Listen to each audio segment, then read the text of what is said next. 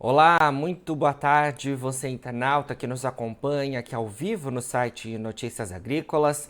Estamos de volta com os nossos boletins, agora para falar sobre o setor sucroenergético, para falar sobre o mercado de açúcar e de etanol. A gente que teve aí recentemente uma divulgação atualizada por parte do Rabobank em relação às previsões para a safra 2023-24 aqui no Centro-Sul do Brasil, safra que começa em abril do ano que vem, além, é claro, das informações relativas à safra atual que a gente está aí nos últimos meses. Para a gente entender tudo isso, a gente fala agora ao vivo com o Andy Duffy, que é estrategista global de açúcar do Rabobank. Andy, muito boa tarde, obrigado pela sua presença aqui com a gente.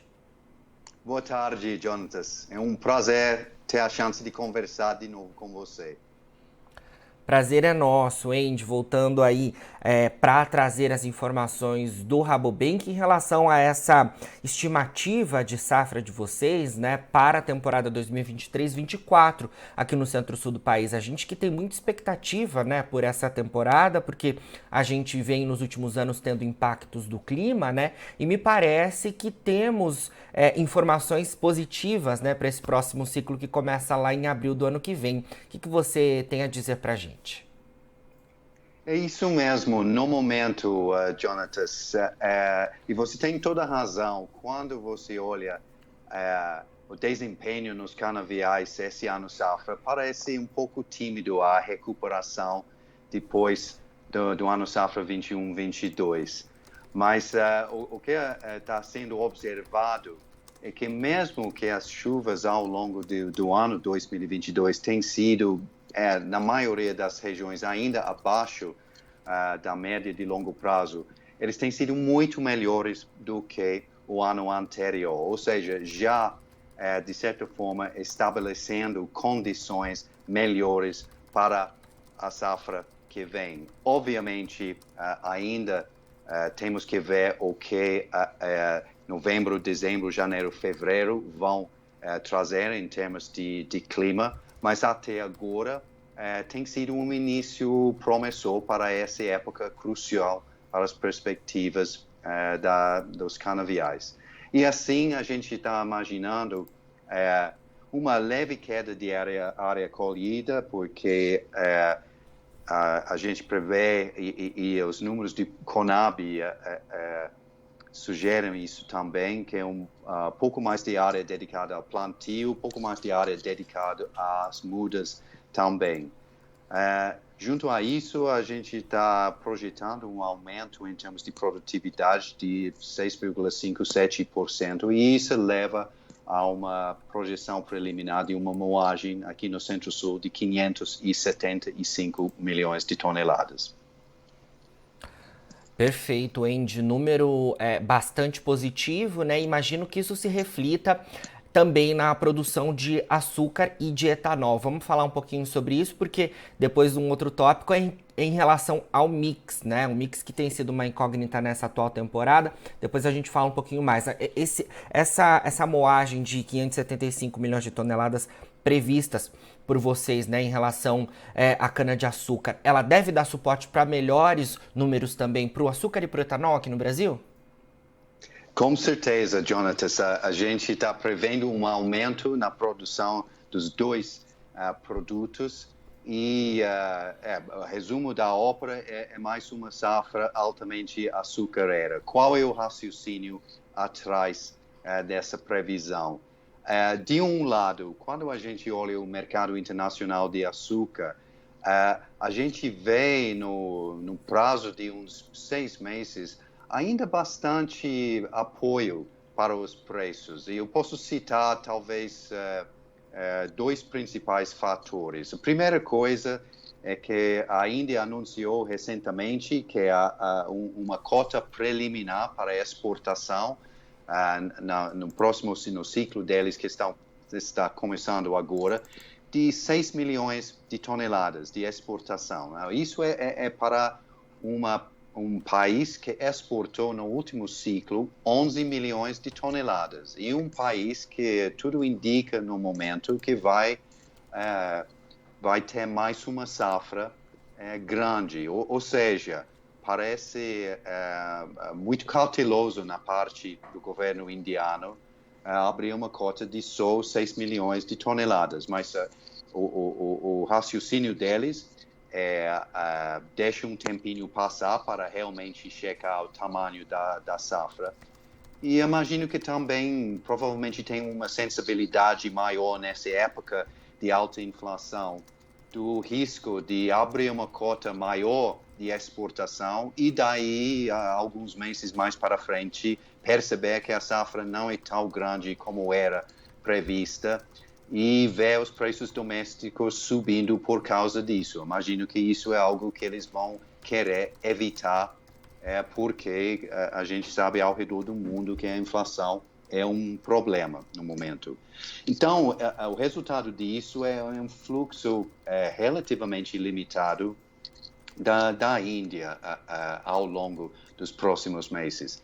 E outro fator que surgiu mais recentemente como algo que poderia apoiar os preços, especialmente quando a gente entra no começo da safra que vem, é o fato que temos uma safra grande, recorde de soja previsto, e então a gente lembra em 2020 como a exportação, o fluxo de exportação de açúcar foi impactado porque a safra de soja foi grande e, por isso, muita capacidade nos ferrovias, nos portos, estavam até o limite com a soja e limitou o espaço para o Brasil começar a exportar açúcar produzido na safra nova. Ou seja, se tiver uma repetição desse tipo de episódio, então vai restringir as exportações e a disponibilidade de açúcar brasileiro no começo da safra que vem.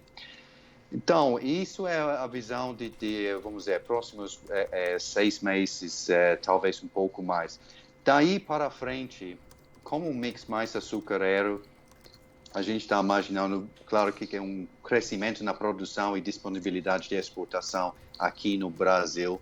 Talvez os indianos, se realmente está comprovado mais uma safra grande, eles vão abrir mais uma cota adicional que vai disponibilizar mais açúcar. E temos que lembrar que os tailandeses também vão ter talvez até 2 milhões de toneladas de açúcar a mais para exportar. Então, a meados do ano para frente, a gente imagina que tem espaço para o preço mundial cair. Talvez, e daí a quebra-cabeça queda para a paridade de etanol aqui no Brasil.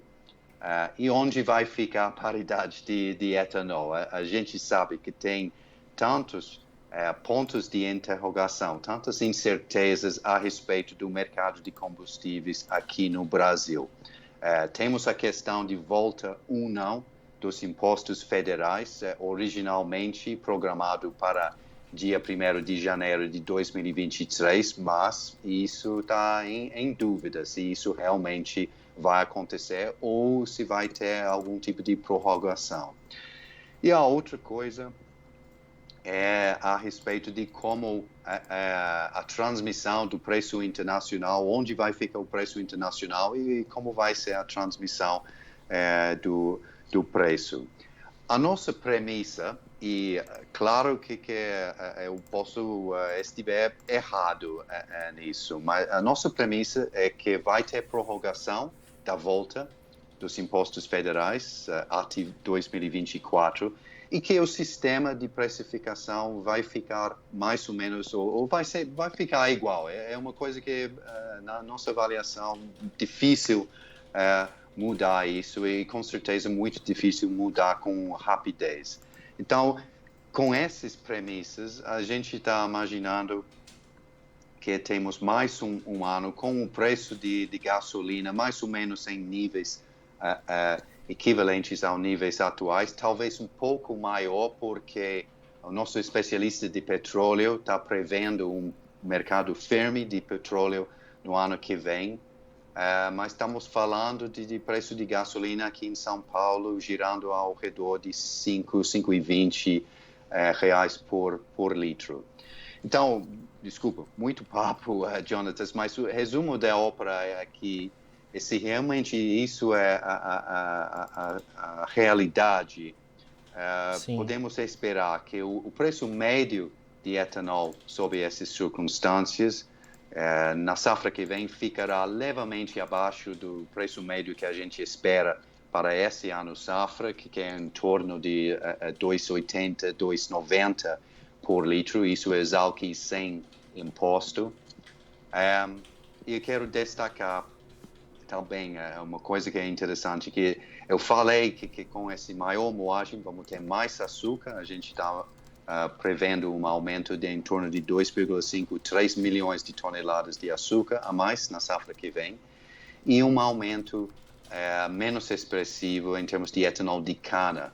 Mas, ao mesmo tempo, é previsto um aumento de 30% na produção de etanol de milho na safra que vem. Quando você olha o número de projetos novos e as expansões que estão já andando, programado para entrar em produção ou logo ou ao longo do ano que vem, parece perfeitamente possível que a produção desse ano safra, que a gente projeta em termos de 4,5 bilhões de litros de etanol de milho, vira 6 bilhões de litros de etanol de milho na safra que vem. Bom, é isso.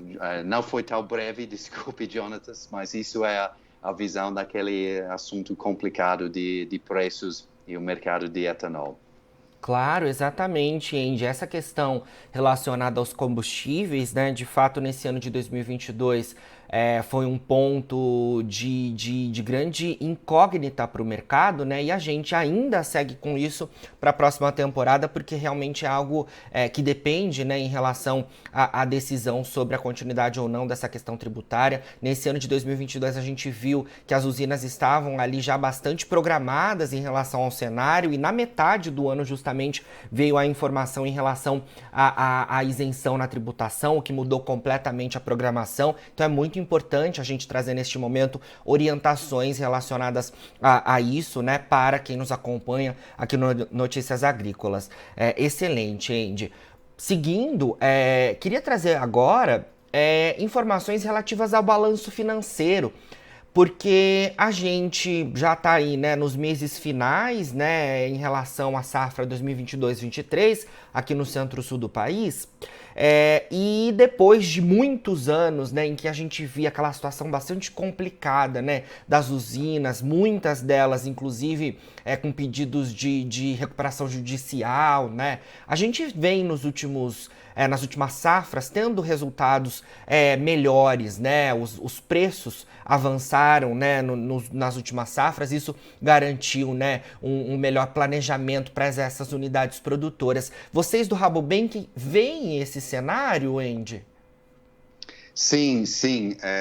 E você realmente descreveu muito bem a situação, mas especialmente nos últimos 3 anos, com anos em que os preços realmente foram favoráveis, mas as empresas em geral conseguiram reduzir o nível de endividamento no final de 2021, 22, ou seja, março 22, que é quando a maioria das empresas fecham o balanço.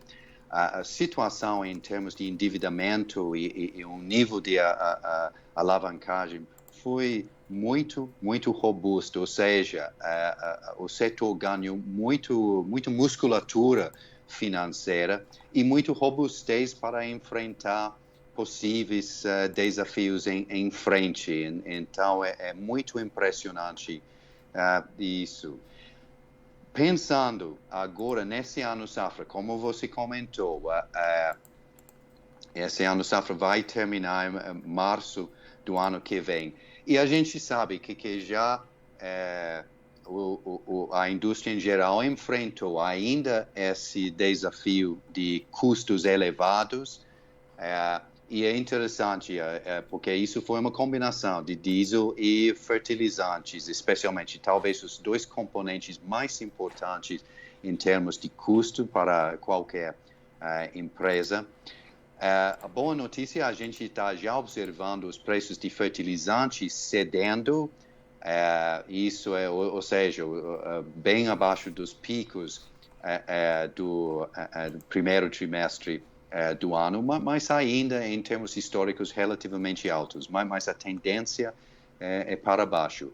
O diesel é outra história, o diesel continua bastante caro, não parece que tem muito alívio. A gente sabe também que os juros subiram bastante, os juros ficam em alto, então esse custo financeiro claro que está pesando mais do que nos anos anteriores, quando os juros eram menores. Então, a nossa visão no momento, Jonathan, é que essas empresas que entraram nesse ano safra, nessa situação de robustez financeira, a gente imagina que eles vão manter isso, um balanço entre esses desafios ao lado de custo, mas ao mesmo tempo, por exemplo, a gente viu que a fixação dos preços de açúcar para esse ano safra acabou trazendo um resultado bem melhor do que na safra passada, em que foi mais difícil para algumas empresas, especialmente aqueles que fixaram com grande antecedência, perderam uma parte do aumento que aconteceu mais para frente. Para esse ano safra, as oportunidades têm sido melhores para fixação em preços bons. Então, isso é uma coisa que a gente observou. E por final, como você comentou, a partir do meados do ano, com tudo o que aconteceu, e não só com impostos federais e ICMS, mas se você dá uma olhada na queda do preço internacional de gasolina, que é o que a gente importa no final das contas, o que é significante em termos de precificação da gasolina aqui, caiu em termos de 40%, talvez um pouco mais, entre aquele pico em maio, junho e setembro, outubro. Então, todos esses fatores acabaram pressionando o preço de etanol a partir da segunda parte do ano. Tudo isso para a gente sinaliza que talvez o que a gente espera, ou é mais provável para o resultado no final desse ano de safra, é uma situação estável. É difícil talvez de melhorar o que era já uma situação boa com esses vários desafios encontrados ao longo da ano safra. Mas acho que a evidência da situação está lá para todo mundo ver o nível de investimento que o setor está fazendo, além do investimento que é não discricionário, ou seja, no plantio e renovação. Mas quando você olha o número de projetos de biogás, de cogeração, o número de projetos experimentando com irrigação, por exemplo, que estão acontecendo ao redor do setor, mostra que realmente isso é um momento favorável para o setor e o setor está fazendo exatamente o tipo de investimento que vai garantir ainda mais a robustez, a diversificação de receita e a maximização de receita por tonelada de cana nos anos que vêm. Certo. Andy, para a gente finalizar, queria trazer as informações relativas a esse ciclo que a gente comentou, atual, né, safra 22-23, que está nos meses finais, que você atualizasse para a gente a moagem, né? Porque a gente tem, então, na 23-24, a expectativa de uma moagem de 575 milhões de toneladas. A gente falou já em relação à recuperação de produtividade. E esse ciclo que a gente termina em março do ano que vem. A gente deve terminar com uma moagem de quanto? E quais os números aí de vocês em relação a esse ciclo que a gente está concluindo agora? Bom, o nosso número é 540 milhões de toneladas. Perfeito. parece estranho, mas mesmo que a gente está aproximando ao fim da safra tradicional, ainda não é tão fácil prever esse número com precisão. E por quê? Porque o clima ainda tem um papel importante em determinar quando exatamente as usinas vão terminar essa safra. E tem mais uma complicação, que talvez com uma produção, disponibilidade maior de cana para o ciclo que vem, talvez a colheita comece antes do final de março no ano que vem. E qualquer cana colhida antes do dia 31 de março acaba caindo na conta desse ano safra 22-23. Então, por isso que a gente tem um número, a gente imagina que vai ser mais ou menos aí, mas mais precisão do que isso, não conseguimos chegar nisso. Perfeito, Andy. É isso. Vamos nos falando para atualizar essas informações relativas aí à temporada atual e à próxima, que vocês já trouxeram um número para a gente. Obrigado por enquanto. Sempre que tiver novidades aí do Rabobank, pode contar com a gente por aqui, tá bom? Perfeito. Muito obrigado de novo pelo convite, Jonatas. Obrigado você, Andy. Vamos nos falando. Obrigado. Abraço. Tchau, tchau. Abraço. Falamos aí então com Andy Duff, estrategista global de açúcar lá do Rabobank, né? A gente falando então em relação às informações relativas à próxima temporada 2023-24 de cana-de-açúcar aqui no Centro-Sul do Brasil, atualizando também os números relativos a essa temporada atual. Agora, na finalização dos nossos boletins, você fica com as nossas redes sociais. Siga a gente por lá para se manter atualizado sobre todas as informações do agronegócio brasileiro. A gente fica por aqui, mas o nosso site está 24 horas no ar. Daqui a pouquinho tem mais boletins ao vivo. Fica por aí, a gente se vê. Se inscreva em nossas mídias sociais, no Facebook Notícias Agrícolas, no Instagram @Notícias Agrícolas e no nosso Twitter @Notiagre. E para não perder nenhum vídeo, não se esqueça de nos acompanhar no YouTube e na Twitch, Notícias Agrícolas Oficial.